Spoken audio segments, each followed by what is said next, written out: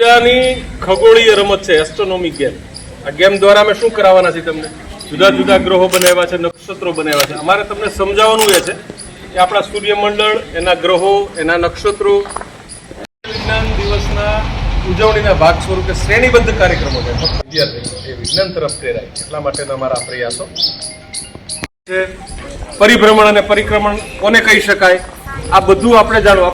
સૂર્યમંડળ શું છે, જુદા જુદા ગ્રહો છે, એની લાક્ષણિકતાઓ શું છે, કયો ગ્રહ વધારે સુંદર છે, આ બધું માહિતી મેળવવા માટે તમારે રમત સાથે આ રાષ્ટ્રીય વિજ્ઞાન દિવસની ઉજવણીના ભાગ સ્વરૂપે આપણે એક સરસ પ્રવૃત્તિ કરીએ છીએ, જેને કારણે તમારામાં એસ્ટ્રોનોમી પ્રત્યે ઉત્સુકતા જાગે.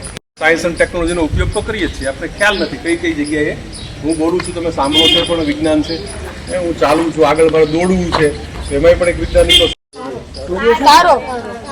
સૂર્ય એક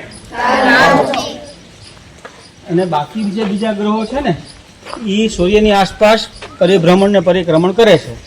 આ કેવું નામ છે? આપણે મંદાકિની તારામંડળના તારાઓ કે જ્ઞાન નહીં મળે. કોણ આવે? ગુરુ. સૌથી મોટો ગ્રહ 1 કિલોમીટર 1.5 કિલોમીટર. તો આ તો પૃથ્વી પર આપણે રહીએ છીએ, પૃથ્વી આપણું ઘર છે, હે ને?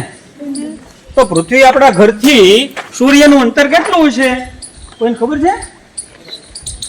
જો હવે આ બે પ્રક્રિયા એક સાથે થાય છે. કઈ કઈ પ્રક્રિયાઓ સાથે થાય છે? અમેરિકામાં કોઈ કઈ કઈ પેલા તો એ ફરતી ફરે છે ને સૂર્યની ફરતી ફરે. હા, એટલે એ કઈ એને શું કહેવાય પ્રક્રિયાનું નામ? પરિક્રમણ. પરિક્રમણ. અને બીજું પોતે ફરે છે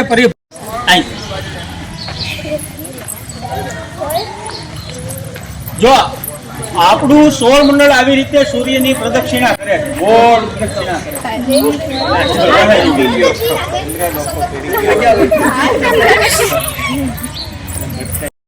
આવી રીતે આપણું આખું સૌર મંડળ કામ કરે છે દિવસ રાત.